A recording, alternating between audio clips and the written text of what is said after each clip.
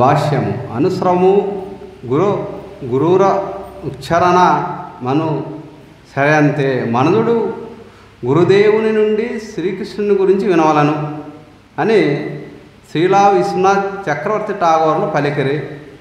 ప్రామాణికుడగు గురుదేవుడు భగవంతుని లీలలను, శక్తులను, అవతారములను శిష్యునికి వివరించును. గురువు ప్రామాణికుడైనచో శిష్యుడు శ్రద్ధగలవాడు, వినశీలుడు అయినచో గురు శిష్యుల సంవాదము వారివరికి అమృతం వలె నుండును. భగవద్భక్తులకు అనుభూతమయ్యేది విశేష ఆనందము సాధారణ వ్యక్తుల ఊహకైనను అందదు. అటువంటి అమృతమయ సంభాషణము, శ్రవణము బద్ధజీవుని హృదయనందలి సమస్త కల్ముషములను నశింపజేయును. కృష్ణ సేవరహితముగా జీవించనడే కోరికే మొదట కల్ముషము. ఇచ్చట వర్ణితమైన వేరొక అమృతము చరణామృతము. భగవత్ పాదపద్మములను కడిగిన అమృత జలము. వామనదేవుడు తన పాదపద్మములతో బ్రహ్మాండముకు చుల్లు చేయగా పవిత్ర గంగాజలము అతని పాదమును కడిగి విశ్వములో ప్రవేశించినది. శ్రీకృష్ణుడు 5000 సంవత్సరాల కిందట ఈ జగత్తులో అవతరించినప్పుడు యమునా నది కూడా అతని పాదపద్మములను కడిగినది. శ్రీకృష్ణుడు ప్రతిదీయు తన గోపమిత్రులతోనూ చెలులతోనూ యమునా నదిలో క్రీడించెను. తత్ఫలితంగా ఆ నది కూడా చరణామృతమే అయినది. కనుక ప్రతి ఒక్కరూ గంగా లేదా యమునలలో స్నానమాడవలెను. ప్రతి ఉదయమున ఇస్కాన్ మందిరములో శ్రీకృష్ణుని శ్రీ విగ్రహమునకు అభిషేకము జరుగును. ఆ విధంగా పునీతమైన జలము కూడా చరణామృతమని పిలువబడును. ప్రతి ఉదయము శ్రీ విగ్రహ అభిషేక తీర్థమైన చరణామృతమును 3 చుక్కలు అరిచేతిలో వేసుకొని తాగవలెను. తన శిష్యులకు అనయులకు శ్రీల ప్రభుపాదుల వారు తెలిపిరి. ఈ పద్ధతిలో అన్నిటితోనూ మనుదుడు తన హృదయమును నిర్మలము మనుచుకొని ఆధ్యాత్మిక ఆనందమును అనుభవించగలడు. ఆధ్యాత్మిక ఆనంద స్థితిలో స్థిరముగా నెలకొనినప్పుడు అతడు ఈ జగత్తులో తిరిగి జన్మింపడు. ఈ శ్లోకమున శుచి సదా అను పదము ప్రధానమైనది. అనగా మనుదుడు విశుద్ధ కృష్ణ భక్తి కల్పములలో తప్పక నెలకొనవలను. అతడు భగవత్ సేవను గురుదేవుని ద్వారా నేరవలను. గురు ఆజ్ఞలను అతడు ఎటువంటి కల్పములు లేకుండా స్వీకరించవలను. ఈ జగత్తు యొక్క మాయాజాలానికి ఆకర్షితులైన వారు ఒకప్పుడు మనోకల్పిత భగవద్భావనను తయారు చేసుకుందరు.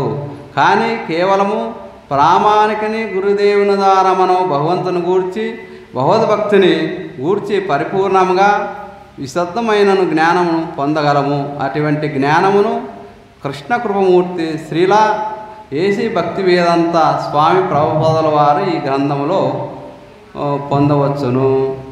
హరే కృష్ణ.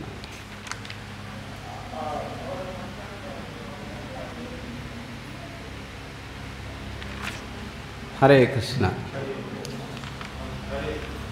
ఈ శ్లోకంలో శ్రీల ప్రభుపాదులు ఏమని చెప్తున్నారంటే, మనం ఏదైనా సరే గురు శిష్య పరంపరం నుంచే ఈ జ్ఞానాన్ని వినాలంట. అంతేగాని మనం ఎవరో ఒక పండితుడో ఒక జ్ఞానం ఆయన కొంతమంది చూడండి, మరి కొంతమంది చెప్తే కొన్ని వేల మంది హాజరవుతారు, అద్భుతంగా ఉంటుంది వాళ్ళ కంఠం. కొంతమంది పాట పాడితే వినసొంపుగా ఉంటుంది, చాలామంది హాజరవుతారు, వాళ్ళ కంఠం బాగుంది, రాగం.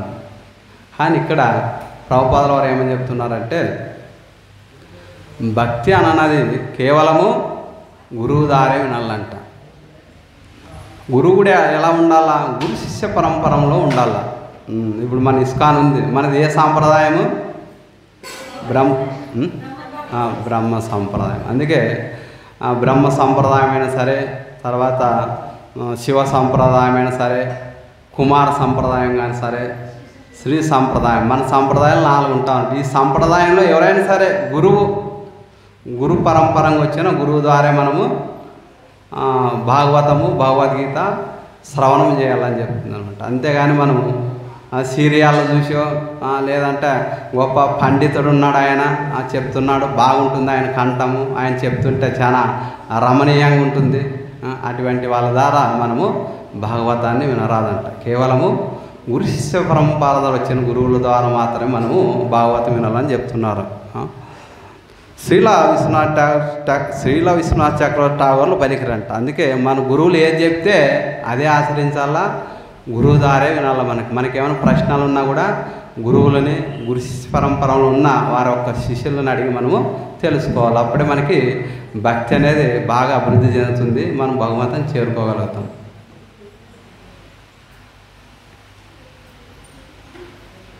అని గురువు ఏం చేస్తారు, మనకి భగవంతుని లీలలని, శక్తులని, అవతారాలని మనకి వివరిస్తాడనమాట.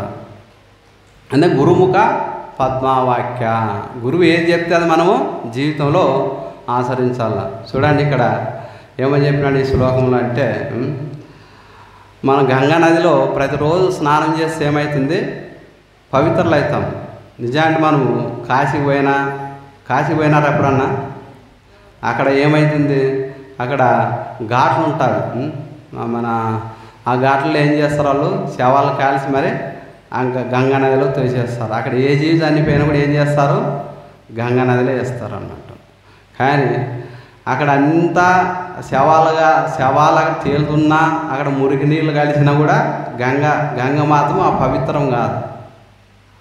గంగాదేవి ప్రతిరోజు స్నానం చేస్తుంటే ఏమవుతాం, మనము పవిత్రులు అవుతాం అన్నమాట.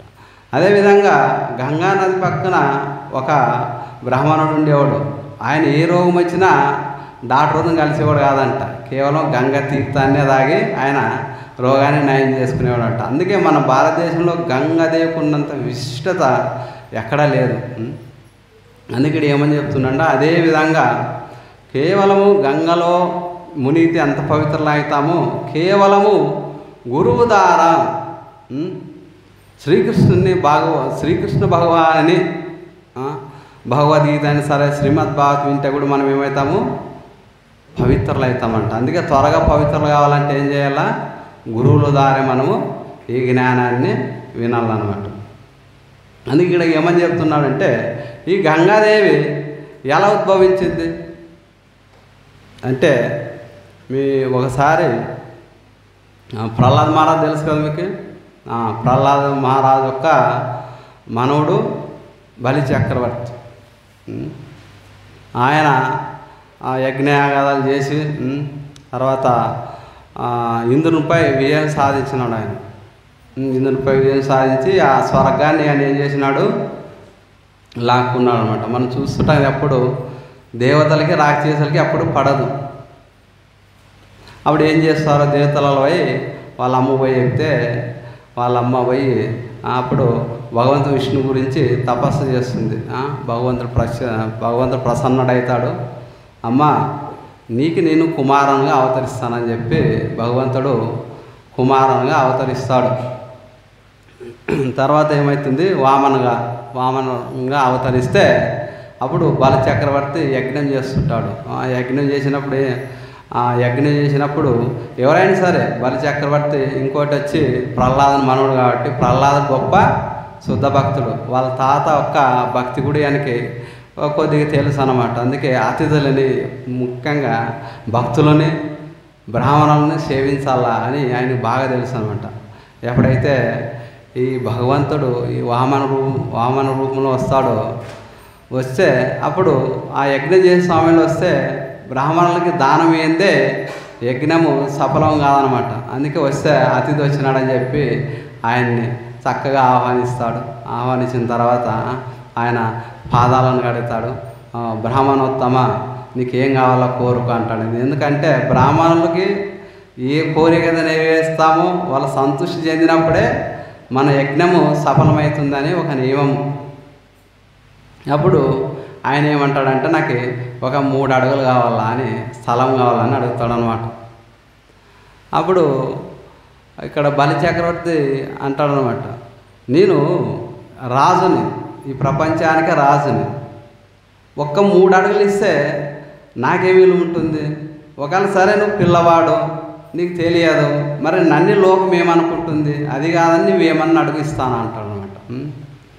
అప్పుడుండి లేదు, మాకు బ్రాహ్మణులకు నియమం ఉంది, మేము ఉన్న కాటికే సంతృప్తి చెందుతాము, మాకే ఒక 3 అడుగులు నేల ఇస్తే చాలా అని అడుగుతాడనమాట. అప్పుడు సర్లే అని చెప్పి ఆయన 3 అడుగులు నేల ఇవ్వడానికి సిద్ధమవుతాడంట. ఎందుకంటే అప్పట్లోన మనం భూమిని దానం చేసినారంటే ఏమి వాళ్ళు నీళ్లు పోసేవాళ్ళు అనమాట. నీళ్లు పోసి చేతులకి ఆచారం మనం ఎట్లా ఓం కేశవాయనమో నారాయణ మాధవాయనం అంటాం, అట్లా వాళ్ళు అట్లా ఇచ్చేవాళ్ళు చేతుల పైన ఉంటారు, తీసుకున్న చేతి కింద నీళ్లు దారిపోయాలి. ఎప్పుడైతే ఈ సంఘటన చూస్తాడో బలిచక్రవర్తి గురువు ఎవరు? శుక్రాచార్యులు. ఆయన పసిగడతాడు, ఈయన సాక్షాత్తు విష్ణువు, ఆయనకి నువ్వు భూమిని 3 అడుగులు దానం ఇవ్వద్దు. ఎందుకంటే ఆయన 3 అడుగులే కాదు, సమస్తం నీతో తీసుకుంటాడు, ఆయనకి ఏమి ఇవ్వద్దు అంటే, లేదు నేను మాట ఇచ్చేసినాను ఆల్రెడీ, నేను ఇస్తానంటే అప్పుడు గురువు అంటాడనమాట, నువ్వు ఈయనకి దానం ఇస్తే ఏమవుతావంటే నువ్వు సర్వనాశనం అయిపోతావు, సమస్తం కోల్పోతావు అంటాడనమాట. అప్పుడు ఆయన తెలుసు కదా ఏమంటే వాళ్ళ తాత ఎవరో శుద్ధ భక్తుడు ప్రహ్లాద్ మహారాజు. సరే భగవంతునికి దానం ఇస్తే ఏమవుతుంది మనకి? ఇంకా పేరు ప్రఖ్యాతులు వస్తావు మనకి అని తెలిసి ఆయన సర్లే ఇంకా గురువు శాపిస్తా, నువ్వు సర్వం కోల్పోదు కాక అని. సర్లే అని చెప్పి ఆయన గురువు ఒక్క శాపానికి ఏమి భయపడ్డాడు ఆయన. సరే అని చెప్పి ఆయన ఎవడైనా సరే ఆయన అప్పుడు ఆయనకి భూమి దానం వేయాలంటే అప్పుడు నీళ్లు వేయాలన్నమాట. నీళ్ళు వేయాలంటే అప్పుడు దాన్ని ఏమంటారు? చెంబు, కమండలం. ఆ కమండలంలో పోయి ఎలాగైనా తన శిష్యుని కాపాడుకోవాలని చెప్పి శుక్రాచార్యుడు ఏం చేస్తాడు? పోయి ఆ చెంబులో ఆ రంధ్రం నీళ్ళు రానట్లు ఆయన అడ్డుకుంటాడు. చిన్నగా పోయి అక్కడ పోయి అడ్డుకుంటాడంట. వాటర్ ఎంత వేసినా రావడం లేదనమాట.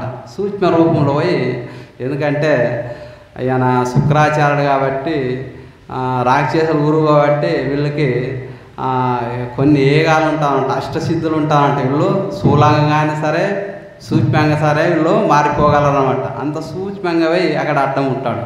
అప్పుడు భగవంతుడు గ్రహిస్తాడు, వామనుడు గ్రహించి సర్లే అని చెప్పి ఆయన ఒక చతురు, అంటే ఇప్పటిలాగా చతురులో మన ఇనుపుతో తయారైనది కాదు, అప్పుడు వెదురు బొమ్మలతో తయారైనది. ఒక వెదురుని తీసి ఏదైతే కమ్మండలానికి అడ్డముందో ఆయన ఆ కమ్మండలం యొక్క రంధ్రంలోకి అట్లా గుచ్చుతాడు. ఏమవుతుంది?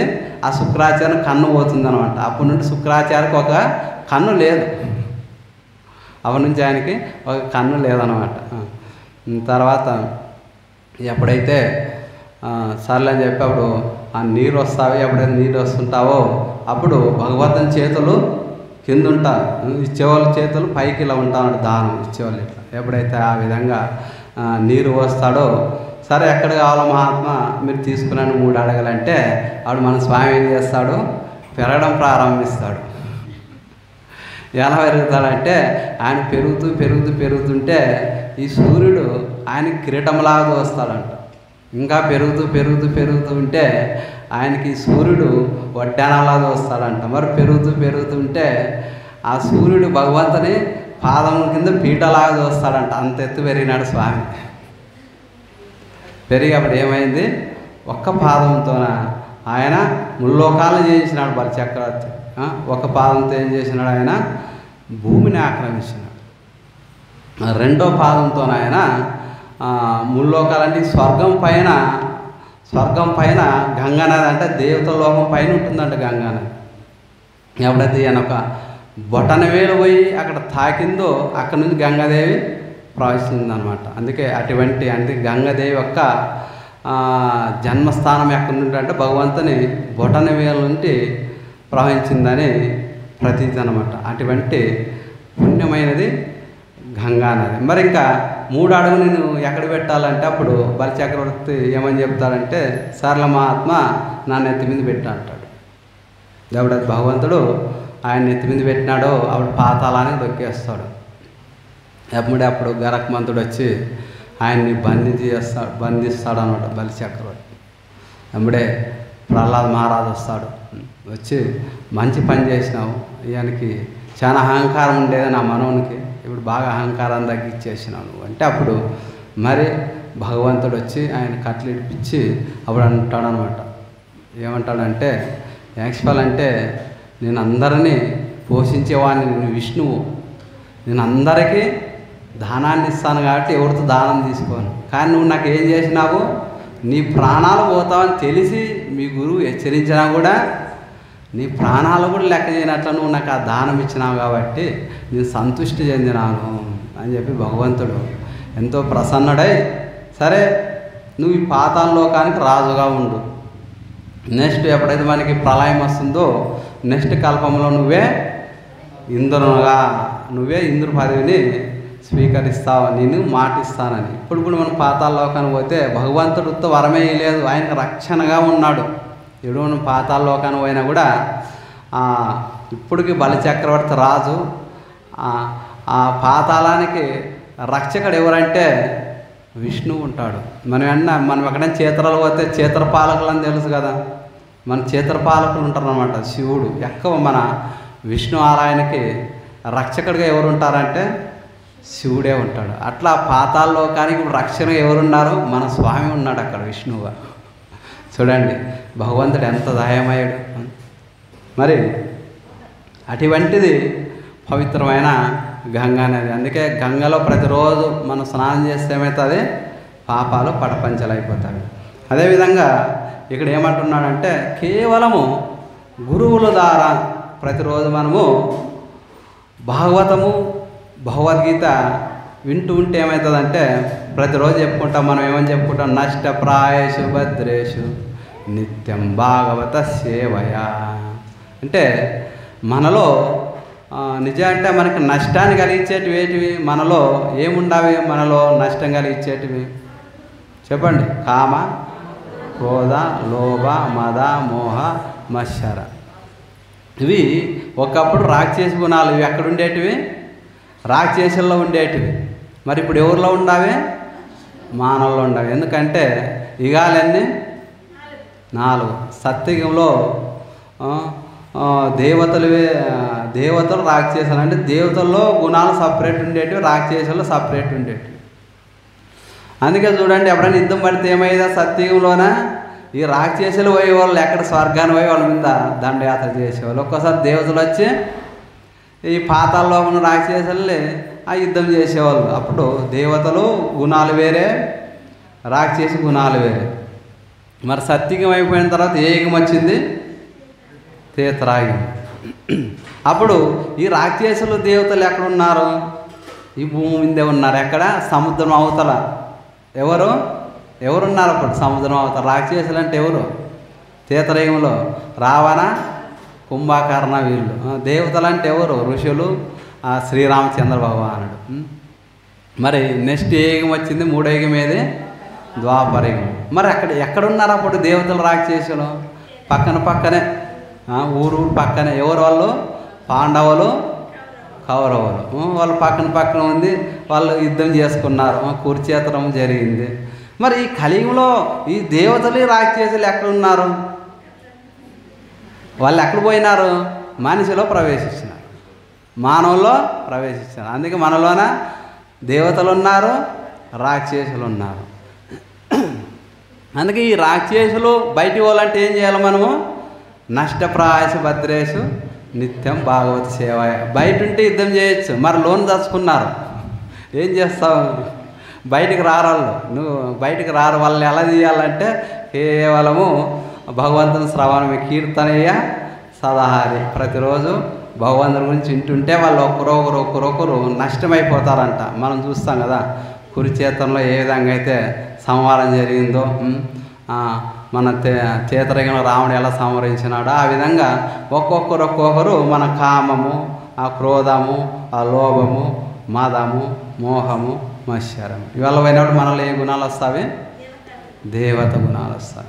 అందుకే ఇక్కడ ఏమంటున్నాడంటే, ఈ దేవత గుణాలు రావాలంటే కేవలము విశుద్ధ భక్తుల ద్వారా మనము భగవంతుని గురించి వినాలంట. అప్పుడే మనము భక్తులు ఎదుగుతామంట. అందుకే ఇక్కడ ఏమని చెప్తున్నాడంటే, కేవలము భక్తి చేతనే భగవంతుడు వసడవుతాడు. మీకు తెలుసు కదా, ఇప్పుడు మనం ఉండేది ఏ మాసం? ఇప్పుడు కార్తీక మాసం. కార్తీక మాసం విశిష్టత ఏమై? దామోదర లీల, గోవర్ధన లీల విశిష్టత. అందుకే మరి భగవంతుడు ఎలా వసడవుతాడు? మనం చక్కగా దామోదర లీలలో చూడవచ్చు. దామోదర లీల ఏముంది? యశోదమాత వెన్న చిలుకుతుంటుంది, మన కృష్ణుడు కన్నయ్య నిద్రపోతుంటాడు, అప్పుడే లేస్తాడు. లేచి ఆయన ఏం చేస్తాడు? ఆ వెన్న చిలుకుతుంటే అమ్మ వద్దకు వస్తాడు, అమ్మ నాకు పాలు కావాలంటాడు. అప్పుడు అమ్మ యశోదమాత ఏం చేస్తుంది? సర్లే అని చెప్పి ఆమె వెన్న చిలుకుతుంది కాబట్టి కొంచెం బాగా అని చెప్తుంది. మన కృష్ణుడు ఏం చేస్తాడు? అప్పుడు ఆమె ఎప్పుడైతే వెన్న చిలుకుతుంటే ఆయన రెండు చిన్న చేతులతో ఆమె రెండు చేతులు పట్టుకుంటాడు అనమాట. అప్పుడు ఎప్పుడైతే అలా అంటుందో యశోదమాత, అప్పుడు ఆమె చేతుల్ని నిజంగా గట్టిగా ఆపినట్లయితుంది. ఆశ్చర్యపోతుందంటే యశోదమాత, అరే చిన్న పిల్లవాడు ఈయన పట్టుకుంటే నా చేతులు ఎలా ఆగిపోయినామని. ఎందుకంటే ఆయన చూసేదానికి చిన్న పిల్లవాడే, కానీ అక్కడ ఎవరుండే? సాక్షాత్తు దేవాదేవుడు శ్రీకృష్ణ పరమాత్ముడు. ఆయన అండపిండ బ్రహ్మాండ లోక నాయకుడు. మనం ఇప్పుడే విన్నాం ఏమని? వామన భగవాన్ చరిత్రలో ఆయన ఒక పాదంతో భూలోకాన్ని ఆక్రమించినాడు. అంత శక్తివంతుడు స్వామి. సర్లే అని చెప్పి మరి ఎప్పుడైతే యశోదమాత ఎందుకు నా చేతులు కదలడం లేదని వీళ్ళు చూసేలా మరి స్వామికి అర్థమైపోతుంది. మరి అలా మరి పిల్లవాడిలాగా పట్టుకుంటాడు అంట. సర్లే అని చెప్పి అప్పుడు యశోదమాత ఏం చేస్తుంది? సర్లే అని చెప్పి ఆకలిగా ఉన్నాడని చెప్పి ఆమె తనక సన్నపాలు ఇస్తుందన్నమాట. సన్నపాలు ఇస్తుంటే అక్కడ ఏమవుతుందంటే అక్కడ యశోదమాత ఉట్టు మీద పాలు పెట్టింటుందంట. పాలు కాస్తుంటుంది. పాలు ఏమవుతుంది? ఎక్కువ కాస్తే ఏమైపోతాయి? పాలు పొంగిపోతావు. ఆవిడ ఎమ్మడే మనం దించేయాలి. ఎవడైతే ఆ పొంగిపోయే స్మెల్ వస్తుందో యశోదమాత ఏం చేస్తుంది? ఎంబడే శ్రీకృష్ణ పరమాత్మని సన్నపాలు ఇచ్చే కృష్ణుని పక్క కూర్చుని పెట్టి పరిగెడుతుంది. అప్పుడు మన కృష్ణ చాలా కోపం వస్తుంది. నా కొద్దీ ఆ పాలే ముఖ్యమా అని చెప్పి ఆయన పాపంతో ఏం చేస్తాడు? ఆయన అక్కడ ఉన్న ఒక చిన్న రాయి తీసుకొని ఏం చేస్తాడు? ఆ వెన్నకుండని పగలగొట్టి మరి ఏం చేస్తాడు ఆయన? సర్లే ఇక్కడ వస్తే మరి అమ్మ కొడుతుందని చెప్పి అక్కడ ఉన్న వెన్నను తీసిపోయి అక్కడ కోతలకు పంచుతుంటాడు. అప్పుడు యశోదమాత ఎప్పుడైతే పోతుందో ఆ పాలు దించుతుంది. పొయ్యి మీద ఉంటే వచ్చి చూసి ఇక్కడ ఏమైంది? చిలకాలంటే అక్కడ ఏమైంది? పగిలిపోయి చల్ల చెదరం అయిపోయింది. ఆవిడ యశోదమాత చాలా కోపం వచ్చింది. మరి అక్కడ వెన్న కుండలు తీసిపోయి ఏం చేస్తున్నాడు? బయట పోయి కోతులు పెడుతున్నాడు. అప్పుడు ఆ యశోదమాత చాలా కోపం వచ్చింది.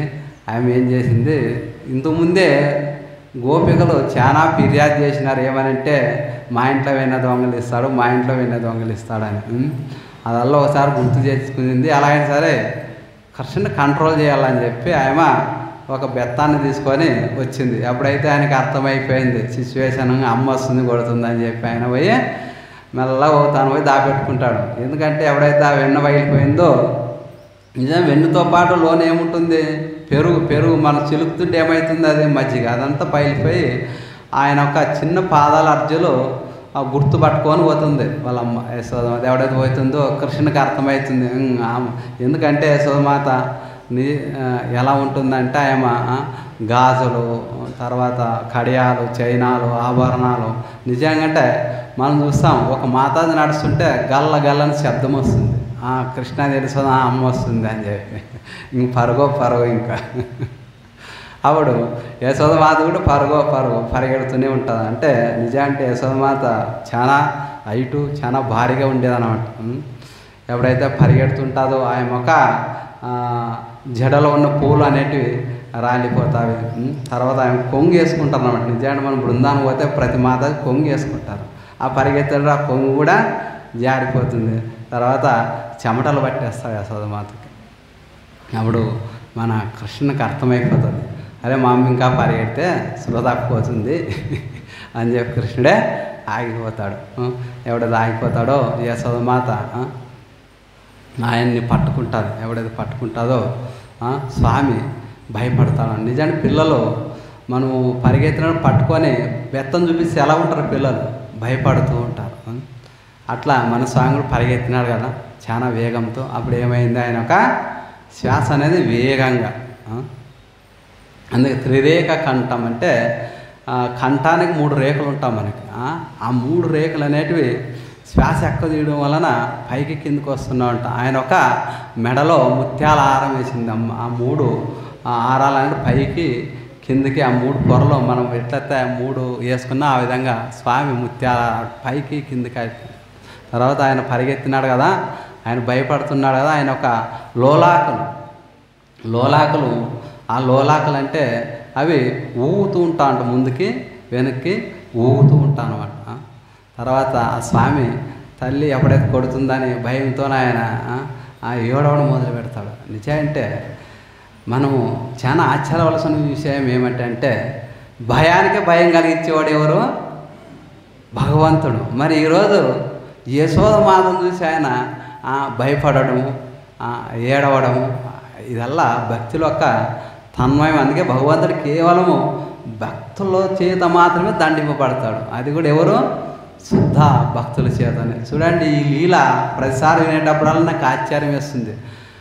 అండపిండ బ్రహ్మాండ లోకనాయకుడే, దుష్టులను సంహరించేవాడే, అందరినీ భయపెడతాడు. అటువంటి స్వామి ఈరోజు కేవలము యశోదమాత ఒక బెత్తాన్ని చూసి ఆయన భయపడతాడని చెప్పి ఈ లీల విన్నప్పుడల్లా నాకు చాలా ఆనందంతో, అంటే భగవంతుడు చూడండి ఒక భక్తుల కోసమవుతాడా, భక్తులకు భయపడతాడా అంటే భగవంతుని యొక్క లీల అనేది చాలా సుందరంగా చాలా ఆనందంగా ఉంటుంది. తర్వాత ఏమవుతుంది, సర్లే అని చెప్పి యశోదమాతకు అర్థమవుతుంది. మరి ఎక్కువ మన పిల్లలను కూడా ఎక్కువ దండిస్తే ఏమవుతుంది, మనం కొడితే నెక్స్ట్ రోజు జ్వరం వచ్చేస్తుంది, అంతే కదా. పిల్లలు ఎక్కువ కొడితే ఏడిస్తే ఏమవుతుంది, నెక్స్ట్ రోజు జ్వరం వచ్చేసింది. ఎక్కువ భయపెట్టరాదు పిల్లలు కూడా. అందుకే మరి ఏమన్నా అవుతుందని చెప్పి సర్లే అని చెప్పి కట్టి బయట పడేసి, ఇంతకు ముందు గోపికలు ఫిర్యాదు ఇచ్చినారు, ఇప్పుడు యశోదమాత బాగా కోపం ఎక్కువైంది. అప్పుడు ఏం చేసింది, ఆయన ఎలా అయినా సరే దండియాలని చెప్పి అప్పుడు చెక్క రోటికి కట్టేసింది అనమాట. యశోదమాత చెక్క రోటి కట్టడానికి ప్రయత్నం చేస్తుంది. అప్పుడు ఏమైంది, తాడు తీసుకొని స్వామికి తన ఆయన యొక్క నడానికి కట్టడానికి ప్రయత్నం చేసింది, కానీ సరిపోవడం లేదు. ఇప్పుడు యశోదమాత యొక్క భావం ఎలా ఉంది, క్రోధంతో ఉంది. క్రోధంతో ఉన్నప్పుడు మనం ఏమనుకుంటాము, అనుకునేది సాధించే తీరాలనుకుంటాం, పట్టు వదలము. అందుకే ఎవరైనా కోపం ఉన్నాడు మాట నువ్వుకుండా మీకు తెలియదు, నేను చూసే తీరుతామంటాం. ఆ స్థితిలో ఉంది ఇప్పుడు యశోదమాత. ఎలా కట్టబడి చూస్తా అని చెప్పి 2 తాడు తీసుకొని గంటేసింది. మరలా ఆయన నడానికి కట్టడానికి పోయింది. అక్కడ చూస్తున్నాం కదా, అయినా కూడా స్వామి 2 ఇంచులు తక్కువ వస్తుందంట. ఎంత, 2 అంగళాలు. అయినా ఇంకా క్రోధం తగ్గలేదు, ఇంకా అట్లా తాళ్ళు కడుతూ స్వామి నడాన్ని బంధిస్తూనే ఉంది. కానీ ఎన్ని ఇంచులు తక్కువ వస్తుంది, 2 ఇంచులు. అప్పుడు పక్కనున్న గోపికలు కూడా చెప్పడానికి ప్రయత్నం చేస్తారు, కానీ క్రోధంలో ఉన్న వాళ్ళని మనం ఎవరు కంట్రోల్ చేయలేము. ఎవరన్నా బాగా క్రోధం ఉండదనుకో, మనం చెప్తే వింటారా, ఎవరైనా మీకు చెదలవ్వకుండా అంటారు. సర్లే అని చెప్పి వీళ్ళు కూడా తాళ్ళు అందిస్తారు. ఆ తాళ్ళు గంటేసి స్వామి నడం గట్టెక్కుతుంటే 2 ఇంచులు తక్కువ వస్తూనే ఉండదనమాట. అప్పుడు మన స్వామికి అర్థమైపోయింది, ఇంకా ఇప్పటికే పరిగెత్తి అలసిపోయింది అమ్మ, మరి గంటేసి ఇంకా అలసిపోయింది అని చెప్పి అప్పుడు ఆయన అనేది కట్టబడతానంట. అందుకే ఈ 2 అంగళాలే, ఈ 2 ఇంచులు ఎందుకు తక్కువ వస్తారు? నిజంటే భగవంతుని ఒక్క ఉదరంలో అన్ని లోకాలు ఉంటాయి, అండపిండ బ్రహ్మాండ లోకాలు. అటువంటి స్వామిని కేవలం ఒక తాడుతో మనం కట్టేయగలమా, సాధ్యమవుతుందా? కాదు. అందుకే ఇక్కడ ఏమంటున్నా అంటే ఈ 2 అంగళాలు ఎందుకు తక్కువ వస్తామంటే ప్రేమ 1, 2 శరణాగతి. ఎవరికైతే ప్రేమ ఉంటుందో భగవంతుని మీద, ఎవరైతే శరణాగతి అవుతారో వాళ్ళ భక్తికి స్వామి కట్టబడతాడంట. అప్పుడు స్వామి కట్టబడినాడు అనమాట. అందుకే మనము ఈ భగవంతుని లీలలు కేవలము భౌతిక విషయాల్లాగా ఎప్పుడు భావించరాదు. మనం ఏదో సీరియాలు, సినిమా జోకులు, ఒకరి మీద ఒకరు జోకులు వేస్తారు కదా, ఆనందం కాదు ఇది. మరి ఇది ఎటువంటి ఆనందము, ఎటువంటి ఆనందం అంటే బ్రహ్మానందం మించిన ఆనందం అంటే ఇది. అందుకే మన గోపికలు అంటారు, తవక తామృతం తప్త జీవనం. ఇది ఎటువంటి అమృతం అంటే ఈ భౌతిక జాతిలో మనకున్న కష్టాలు, బాధలు, భయాలు, దుఃఖాల నుంచి విముక్తి చేసే అమృతం ఏది? తవ కథ అమృతం. ఎవరు అమృతము?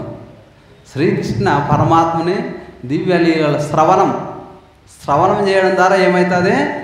మనకున్న బాధలు, దుఃఖాలు, భయాలు అన్నీ నశిస్తావు. ఇంకోటి, మనకున్న భగవంతుడు ఏమన్నా నేనున్నాను, నేనున్నానన్న మనో ధైర్యాన్ని స్వామి కలిగిస్తాడు. అందుకే ఈ అమృతం అనేది అటువంటిది. అందుకే ఇక్కడ చెప్పినాడు, మనం ఇస్కాన్ మందిరానికి వస్తే కూడా అమృతం. ఇప్పుడు మనం అభిషేకం చేసినాం, అది ఏమవుతుంది? మనకి చరణ అమృతం. భగవంతుని పాదపద్మం నుంచి వస్తుంది కాబట్టి అది చరణామృతం. ఆ చరణామృతాన్ని మనం స్వీకరిస్తే కూడా ఏమవుతుంది?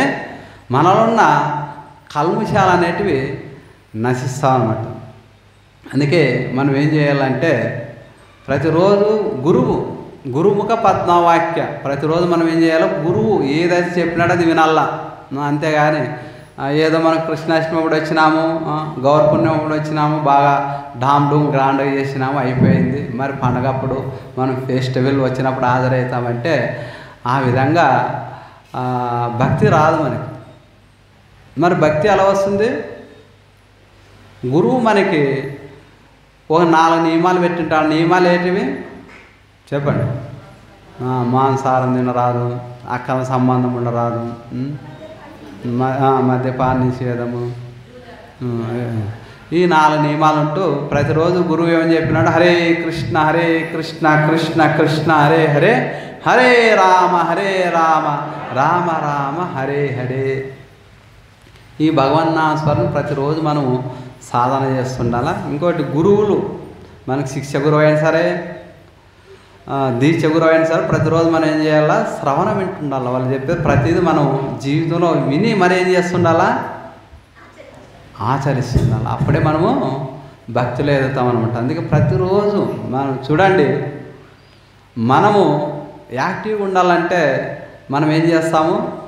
శరీరం యాక్టివ్గా ఉండాలంటే ఏం చేస్తాం? మనం ఆహారాన్ని ప్రతిరోజు ప్రసాదాన్ని తీసుకుంటామా లేదా? మరి ప్రతిరోజు ప్రసాదం తీసుకున్నప్పుడు ఏమవుతుంది? మన ఇంద్రియాల శక్తి వస్తుంది, మనం యాక్టివ్గా పని చేయగలుగుతాం. మరి అదే ప్రసాదాన్ని వదిలేస్తే ఏ పని మనము చేయలేము. అట్లా ఈ శరీరానికి శక్తి కావాలంటే ప్రసాదం, మరి ఆత్మకు ఆనందం కావాలంటే భగవన్నామస్మరణ, గురువులు చెప్పిన ఒక శ్రవణం. అప్పుడు మనకి ఏమొస్తుంది? ఆత్మానందం. బ్రహ్మభూతో ప్రసన్నాత్మ నా శోచతి నా కాంచతి. నిజమంటే ఇది ఎటువంటి ఆనందం అంటే బ్రహ్మభూత ప్రసన్నాత్మ నా శోచతి నా కాంచతి. ఇంకేది ఆలోచించమంట, ఏ కోరిక ఉండదంట, కేవలము ఆనందం. ఎటువంటి స్థితిలో వెళ్ళిపోతామంటే ఇంక ఈ భౌతిక జీవితంలో ఇది ఉంటే నాకు ఆనందము అన్న ప్రసక్తి లేదు, కేవలము ఆనందము. అందుకే అన్నాడు, భజో బాయి చైతన్య నిత్యాయి కేవల ఆనందఖండ. అందుకే మన జీవితంలో ఆనందం రావాలంటే ఏం చేయాలా? భజో బాయి చైతన్య నిత్యాయి. చైతన్య నిత్య మనకి ఏ మార్గం చూపించినారు? హరే కృష్ణ కృష్ణ కృష్ణ హరే హరే, హరే రామ రామ రామ హరే హరే. కేవలం ఆనందము. నీ జీవితం మొత్తము కేవలము ఆనందము. ఆనంద సాగరంలో మునిగి వెళ్తావంట.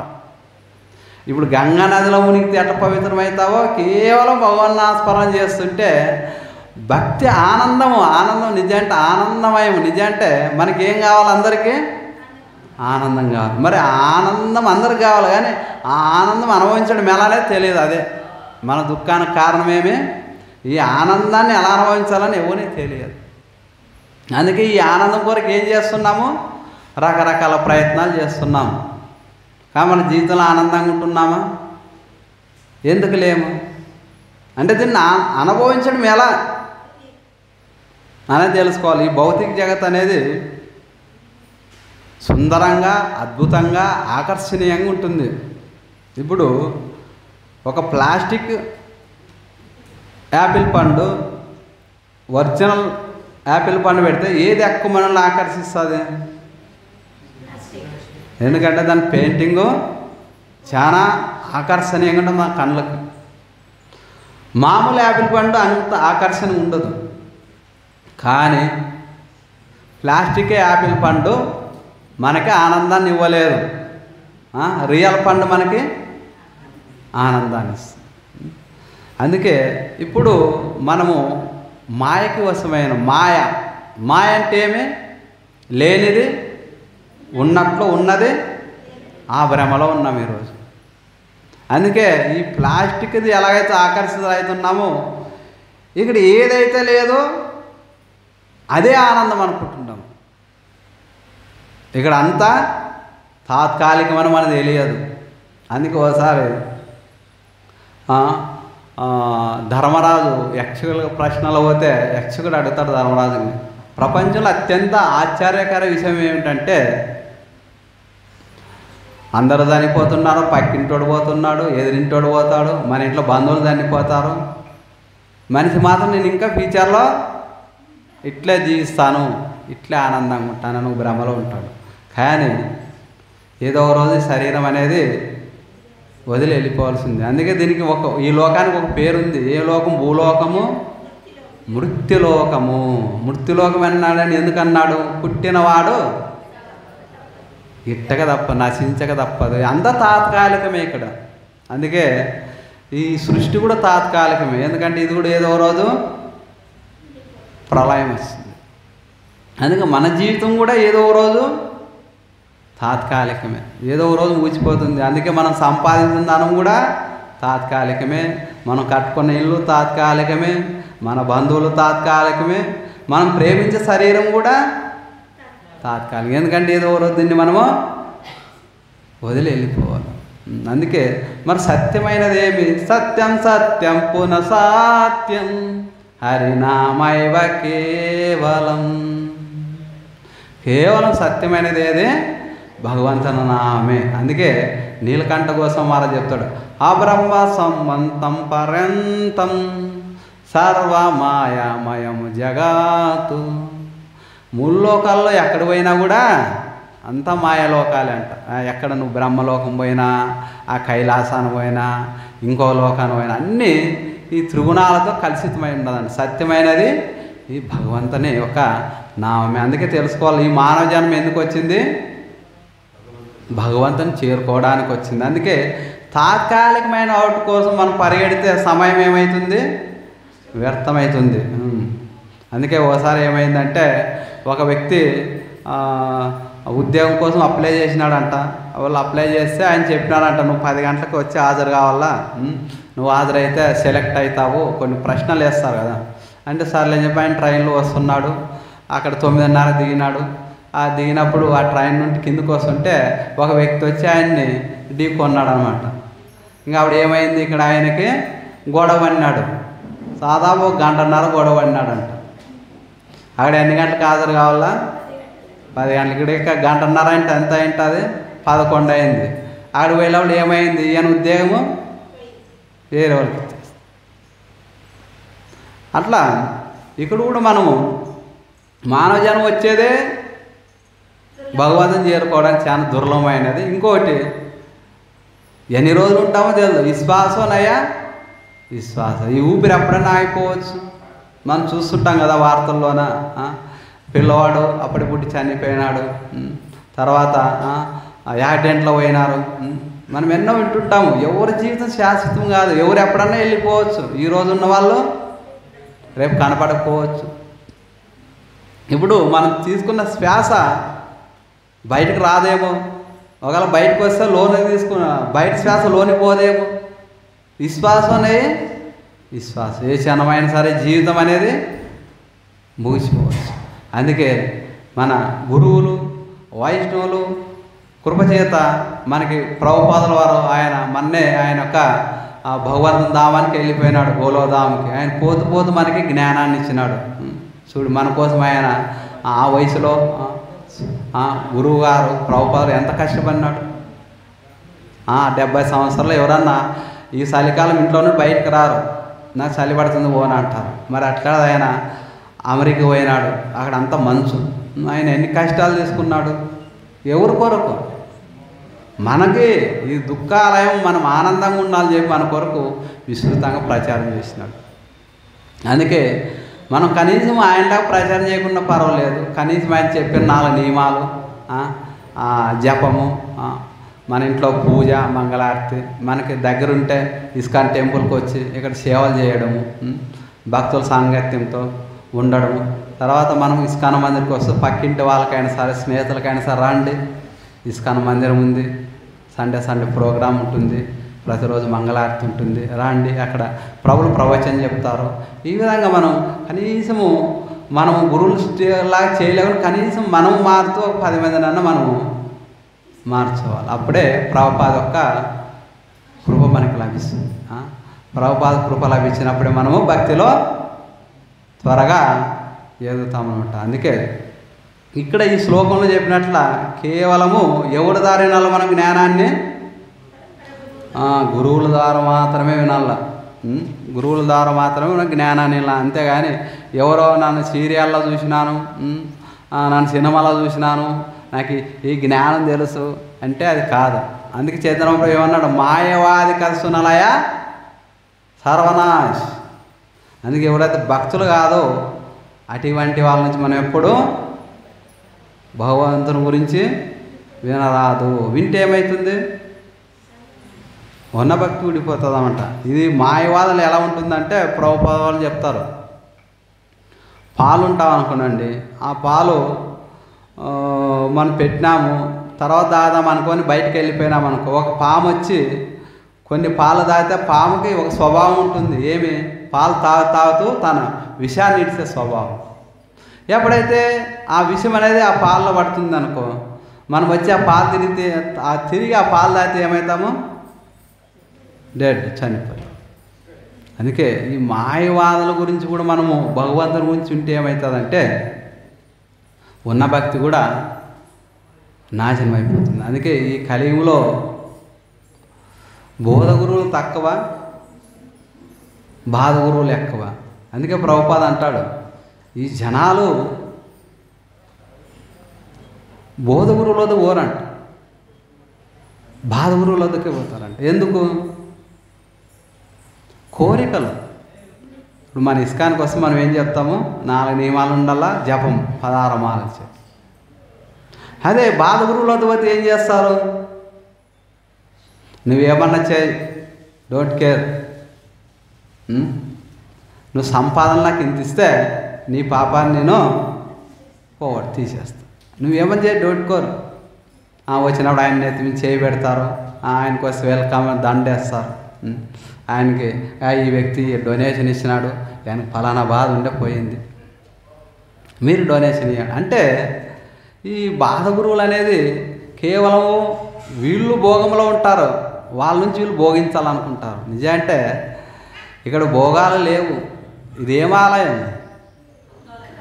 దుఃఖాలే ఉండవు, ఆనందం లేదు. తెలియక ఈ పాపం జనాలు మోసపోయే వాళ్ళకి పోతారంట. ఎందుకంటే వాళ్ళు భోగంలోనే ఆనందం ఉందని.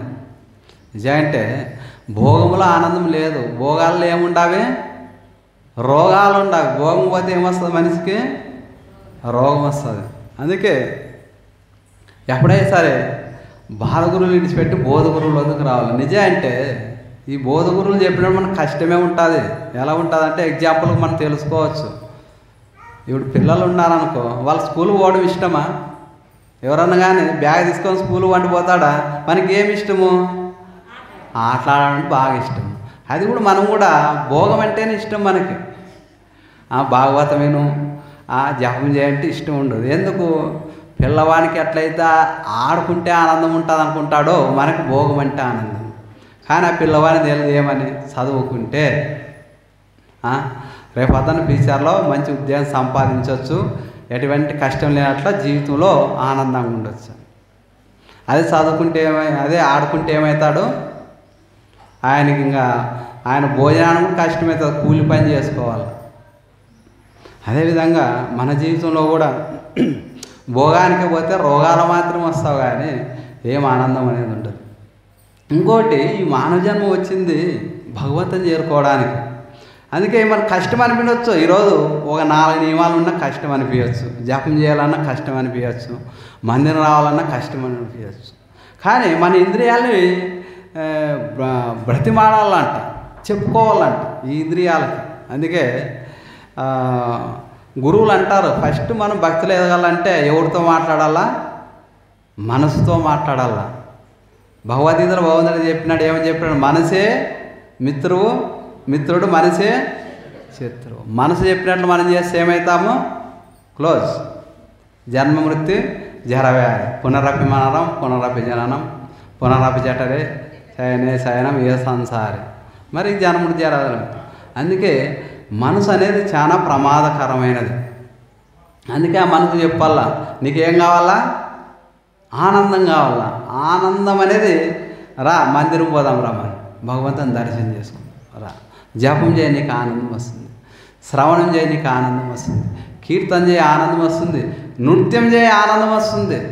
భక్తుల సాంగత్యంలో ఉండి ఆనందం వస్తుంది. భక్తులు సేవ చేయ, ఆనందం వస్తుంది.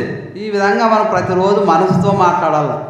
అందుకే భక్తి సిద్ధాంత సరస్వతి కోసం మహారాజు ఆయన జపం చేసినా సరే, భాగవతం చేసినా సరే, ఆయన 2 వస్తువులు పెట్టుకునేవాడంట. ఆయన ఒకటి పొరక, 2 చెప్పు. మనసు ఎవడైతే భౌతిక విషయాల్లో పోతుందంటే వాడిని చూపించేవాడంట. కొడతాను చూడ ఆయన. అంటే మనసు చాలా చంచలమైంది. అందుకే భగవద్గీత అంటాడు, చంచల్ హి మన కృష్ణ. నాకు వచ్చే విద్యతో గాలిని ఆపగలను, పారే నీటిని ఆపగలను, కానీ నా మనసును ఆపలేను. అంత చంచలమైనది ఇది. చూడండి మనసు ఎంత వేగవంతమైంది. గాలి కొద్ది వేగవంతమైంది, రాకెట్ కొద్ది వేగవంతమైంది. మీరు బృందావనం పోయినారు ఎప్పుడన్నా? చూసినారు బృందావనము? ఎక్కడుంది బృందావనం? ఎన్ని కిలోమీటర్ల దూరంలో ఉంది? 1000 కిలోమీటర్లో. ఒక్కసారి నీ మనసు ఇస్కాన్ మందిరము, గౌరనిత్తాయ్, కృష్ణ బలరాం, రాధశ్యామ సుందర్, లలిత విశాఖ, జగద్ ప్రవాదం, గోశాల అన్నీ దర్శించుకొచ్చా. అంత ఒక్క నిమిషం కూడా కాలేదు. అంత వేగవంతం ఏదే మనసు. మరి అటువంటి మనసును నిగ్రహించడం ఎలా?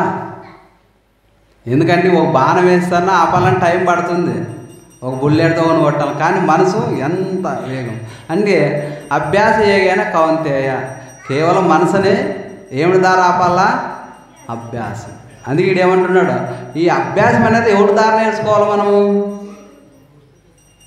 గురువుల దారి అభ్యాస ఏగానే. అందుకే అన్నాడు, గురువులది పోయి చక్కగా వారు నమస్కారం చేస్తూ మనకేమన్నా కానీ మన మనసు మాటినది అనుకో, గురువులను అడగల, ఎందుకు నా మనసు మాటినదు? గురువుకి శిష్యుల గురించి తెలుసు. నిజానికి ఒకరిని శిష్యునిగా స్వీకరించేటప్పుడు గురువు ఉద్ధరిస్తేనే శిష్యునిగా స్వీకరిస్తాడు. మన ఇంద్రియాలకు చపలం అనేది ఆ గురువు బాగా తెలుసు. అందుకే మన మనసు నిలకడగా ఉండాలంటే ప్రతిరోజు గురువుల వద్దకు వచ్చి, శిక్ష గురువు అయినా సరే దీక్ష గురువు వద్దకు వస్తుంది. దీక్ష గురువు అందుబాటులో లేకుండా మనకి ఎంతోమంది ఇప్పుడు ఇస్కాన్లో ఉండాలి, ఎంతోమంది మనకి శిక్ష గురువులు ఉంటారు. వాళ్ళ వద్దకు పోయి మనకి ఏం చెప్తారు? మన మనసుని నిగ్రహించడం ఎలా చెప్తారు? అందుకే ఒకసారి భక్తి సిద్ధాంత సరస్వతి కోసం మహారాజు వద్దకి ఒక ఆయన వచ్చినాడంట. ఒక వ్యక్తి వచ్చి బోరని పిలిపించినాడంట. నాకు మనశ్శాంతి లేదు, నాకు మనశ్శాంతి కావాలంటే ఏం చేయాలి, నాకు మనశ్శాంతి కావాలంటే ఏం చేయాలి? అప్పుడు మహారాజు అన్నాడంట, భక్తి సిద్ధాంత స్వామి మహారాజు, సరే నన్ను ఇప్పుడు కొద్దిగా భాగవతం చదువుతున్నాను, నాకు టైం లేదు, నా శిష్యులు ఉన్నారు చూడి వాళ్ళద్దు పోయి చెప్తానని. వాళ్ళు ఆ శిష్యులద్దు పోయినాడు, నాకు మనశ్శాంతి లేదు, నన్ను ఏం చేయాలంటే వాళ్ళు అన్నారంట, మాకు కొద్దిగా సేవ చెప్పినాడు గురువు, ఆ సేవ అయిపోతే నీకు చెప్తాము. ఇంకోటి సేవ అయిపోవాలంటే నువ్వు కూడా ఒక చేస్తే ఏమవుతుంది? సేవ చేసేటప్పుడు ఒకరికొకరు తోడైతే ఏమవుతుంది? త్వరగా అయిపోతుంది సేవ అని చెప్పి అక్కడ ఉన్న బర్తన్లు క్లీన్ చేసి ఆ మందిరం శుభ్రం చేసి వాళ్ళ శిష్యులతో సహా చేపించినారన్నమాట. చేపించిన తర్వాత ఆయన అడిగినారనమాట. అప్పుడు అడిగినారన్నమాట, నీకు ఏము అంటే ఏదో అడిగిన ప్రశ్న ఏమంటే అప్పుడు అన్నాడంట ఆయన, నాకు అర్థమైపోయింది, మనశ్శాంతి. మనశ్శాంతి అంటే సేవ చేస్తేనే మనశ్శాంతి. నాకు అర్థమైపోయింది మనశ్శాంతిని మనశ్శాంతి లేదు. మనశ్శాంతి లేకపోవడానికి కారణం ఏమి? భగవంతుని సేవ చేయడం లేదు. ఇప్పుడు నాకు అర్థమైపోయింది. ఇప్పుడు గంటన్నర సేవ చేసిన నా మనసు ఇప్పుడు ఆనందంతో నిండి ఉంది. అందుకే ఆనందంతో నిండి ఉంది అన్న. అందుకే మనసుకి ఆనందం అనేది ఎప్పుడు వస్తుంది? భగవంతుని సేవించినప్పుడే. అందుకే మనసు అనేది ఒక బ్రహ్మరాక్షితో పోల్చవచ్చు. అందుకే ఈ మనసు అనేది ఎలాంటిదంటే, ఓసారి ఒక యజమాని ఉండేవాడు. ఆయనకి కొన్ని 100 ఎకరాలు ఉండేది. ఆయన ఒక గురువు వద్ద పోయినాడంట. పోయి చెప్పినాడు, నాకు సరైన సేవకుడు లేడు. ఎంతోమంది సేవకులు ఉంటాయని నాకు పని కావడం లేదు. నాకు బాగా నన్ను చెప్పిన పని క్షణాల్లో చేసి పెట్టేవాడు ఉండాలి. అట్లయితే నాకు మనశ్శాంతి ఆనందం వస్తుంది. అంటే అప్పుడు ఆ గురువు అన్నాడంట, సరే అటువంటి సేవకుని కావాలంటావని నేను ఇస్తాను, కానీ ఒకటి జాగ్రత్తగా విను. ఆ సేవకుని నీకు ఇస్తాను నేను, వాడిని ఒక క్షణము ఊపిరి పెడితే నిన్నే మింగిడిస్తాడు అని చెప్పేసి ఆయన అనుకున్నాడు అనమాట.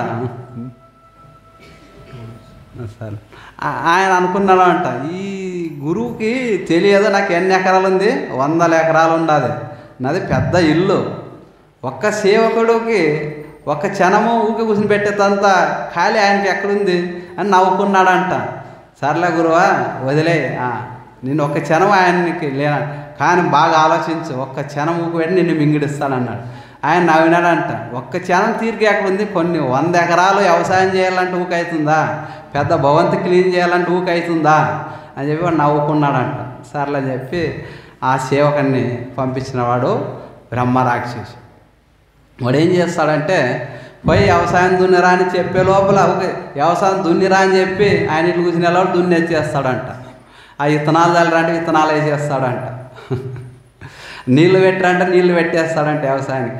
ఆయనకి ఏం చెప్పదామని ఆలోచించాలో చేసేస్తాడంట. ఇల్లు శుభ్రం చేయని క్షణాల్లో చేస్తాడంట. ఇప్పుడు ఈయనకు బాధ, ఇన్ని రోజులు ఏదో సేవకులు టైం చేయాలని బాధ ఉండేది. ఇప్పుడు ఈయనకి ఏం బాధ అంటే, వీనికి ఏ పని చెప్పాలనే బాధ. ఇది చెప్పదామనే వాళ్ళు చేసి పెడతాడు వీడు. మరి చెప్పలేదనుకో మింగిడిస్తాను గురువు చెప్పినాడు. ఎలాగ వీడు నన్ను ఇంకా టెన్షన్ ఎక్కువైపోయింది ఆయనకి. ఆవిడ ఆయనకి అర్థమైంది, గురువులు ఆయన చెప్పిన మాట వినలేదు, ఎలాగ నేను రక్షించుకోవాలని పరిగెత్తినాడు. పోయి ఆయన్ని అడుగుతున్నాడంట, నేను అనుకున్నాను నువ్వు ఫస్ట్ ఆలోచించన్నావు, నేను నవ్వినాను, నాకు ఇప్పుడు అర్థమైపోయింది, వీడు క్షణాల్లో పని చేసి పెడుతున్నాడు, మరి వీడిని పని చెప్పకపోతే నన్ను మింగిడిస్తాడు, భయం ఉంది, అలాగే నువ్వే కాపాడాలా అని నీకు ముందే చెప్పినాను కదా. ఎలాగని మీరు గురువులు దీనికి కూడా ఏదో ఒక ఉపాయాన్ని మీరే ఇచ్చి నన్ను కాపాడాలన్నాడు. అప్పుడు ఆయన అన్నాడంటే, ఏం లేదు, పెద్ద సింపుల్ అయినది, ఒక నిచ్చెన తీసుకో, నీ ఇంటికి నిచ్చెనై, నీ పని చెప్పు, పని అయిపోతా కదా. వాడు ఏం పని అడుగుతాడు కదా, నిచ్చెన ఎక్కమను దిగమను. ఇప్పుడు నిచ్చెన ఎక్కి దిగితే అయిపోతుందా? మన ఇంట్లో మెట్లు ఉంటావు, ఎక్కి దిగితే అయిపోతుందా? ఎక్కడము దిగడం, ఎక్కడము దిగడం, అదే పని. ఎక్కుతూ దిగుతూ ఉండని చెప్పు, అంతే. ఇంకా ఏం పని చెప్పదు. నీ పని ఉన్నప్పుడు మరి పిలుసు, ఆ పని చేయి. మరి పని అంటాడు, ఎక్కు దిగుతూ ఉండు అన్న, అంతే. అది ఎక్కుతూ దిగితే అయిపోయి పని. అది ఎంత ఫాస్ట్ అన్న ఎక్కువ అంత ఫాస్ట్, ఎంత ఫాస్ట్ దిగాలో అంత ఫాస్ట్. అది ఎప్పుడైపోతుంది? అయిపోదు. అదేవిధంగా మన మనసు కూడా బ్రహ్మరాక్షసి వంటిది అనమాట. ఇది మనం ఊకే ఖాళీగా ఇప్పుడు జపం చేసినాం కదా, ఇంక బుర్ర అట్లా మనం ఇంకేదో సీరియల్ చూడవచ్చు, పక్క టైంతో ఎదిరిన టైం సమస్యలు తెలుసుకోవచ్చు. అంటే ఏమవుతుంది, అదే మనల్ని బ్రహ్మరాక్షసిలాగా పీడిస్తుంది అనమాట. అందుకే ఈ మనసుకి అది చైతన్యపురం ఏమని చెప్పినాడంటే, ఆనందాబుధివర్ధనం చేదో దర్పణం మార్జనం కీర్తనీయ సదా. హరి కీర్తనీయ సదా అంటే, హరి అంటే సదా అంటే ఎల్లప్పుడూ 24 గంటలు హరే కృష్ణ కృష్ణ కృష్ణ హరే హరే, హరే రామ రామ రామ హరే హరే కీర్తన చేయొచ్చు. తర్వాత మీరు కీర్తన ఎంతసేపు పాడతామంటే శ్రవణం వినొచ్చు. మనకి ఇంకా ఇప్పుడు నెట్ ఉండడం వల్ల సెల్లుండి ఎంతో అదృష్టవంతులు ఉన్న కాడ మనం శ్రవణాలు ఎంతోమంది మహాత్ములు, ఎంతోమంది గురువులు మన గుడిసి పరంపర గురువులు ఒక శ్రవణం చేయొచ్చు. తర్వాత కీర్తన చేయొచ్చు. భగవంతునికి ప్రసాదం తయారు చేసి పెట్టవచ్చు, మందిరాలకు వచ్చి కూడా మనము సేవ చేయొచ్చు. ఎన్నో రకాలు మనకు భగవంతు శ్రవణం, కీర్తనం, స్మరణం, వందనం, దాస్యం, సఖ్యం, ఆత్మ నివేదన, నవవిధ భక్తులు ఏదైనా చేయొచ్చు. మనం ఒకటే చేస్తే మనకి బోర్ అనేది ఏం లేదు. 9 రకాల భక్తిలో అది 1 గంట, ఇది 1 గంట, 2 గంటలు ఆ విధంగా చేస్తే మనం 24 గంటలు భక్తులు ఉండడానికి సాధ్యమవుతుంది. అది కేవలము ఒక భక్తుల సాంగత్యంలో ఉండడం ద్వారానే మనకు సాధ్యమవుతుందంట. ఒంటరిగా సాధన చేస్తే ఏమవుతుంది? మాయ పట్టుకుంటుంది. అందుకే భక్తుడు ఎప్పుడు ఒంటరిగా ఉండరాదు, అందుకే ఇద్దరు ఉండాలి. అందుకే ఇద్దరు ఉన్నప్పుడు ఏమవుతుంది? ఒకరికి మాయ పట్టేస్తే ఇంకోరు హరే కృష్ణలో తొలిగిపోతుందంట, ఆయన మాయ పట్టేసి ఈయన హరే కృష్ణలో తొలిగిపోతుందంట. అందుకే ఒక్కడుండి నా జపం చేస్తాను, ఫోన్ వస్తుంది, నా బిజీ అర్జెంట్, తర్వాత చేస్తాను, పరుగో.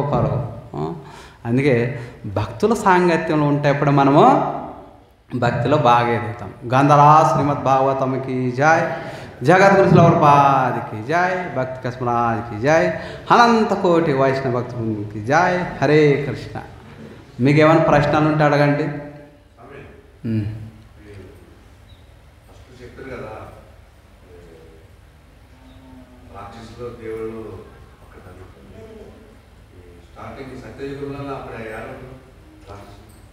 సత్యయుగంలో ఫస్ట్ దేవతలు స్వర్గంలో ఉండేవాళ్ళు, రాక్షసులు పాతాళ లోకంలో ఉండేవాళ్ళు.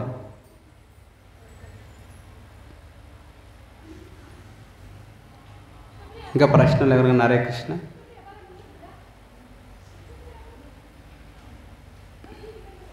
మాతాజీ హరే కృష్ణ. అంతా మన వైష్ణవులు గురువులు, గురు కృప. అందుకే ముఖం కరోతి వాచాలం పంగో లంగాయతే గిరం యత్కృప తమో వందే శ్రీ గురు దీనచారణం పరమానందం మాధవం కృష్ణ చైతన్య ఈశ్వరం. ఇక్కడ ఈరోజు ఈ స్థితిలో చెప్తున్నా అంటే గురువు వాళ్ళకి ఇస్తుంటాడు. ఇక్కడ మనం ఏదైతే చెప్తామో ఇవల్ల గురువులు ఏదైతే చెప్పింటామో అదే చెప్పింటాం. అందుకే ఇది రాధాకృష్ణ వద్దున్న అమృతం అంట. ఇప్పుడు అన్న అమృతమయం ఆనందాన్ని గురువు తన యొక్క దోషులతో తెచ్చి మన మీద ఇట్లా గుమ్మరిస్తాడనమాట. ఆ రసానందాన్ని మనం అనుభవిస్తాం. ఆ శ్రవణం చేసాడు ఆ రసానందం మనతో పాటు ఎవరైతే వింటారో వాళ్ళు కూడా ఆ రసానందాన్ని అనుభవిస్తారు. హరే కృష్ణ.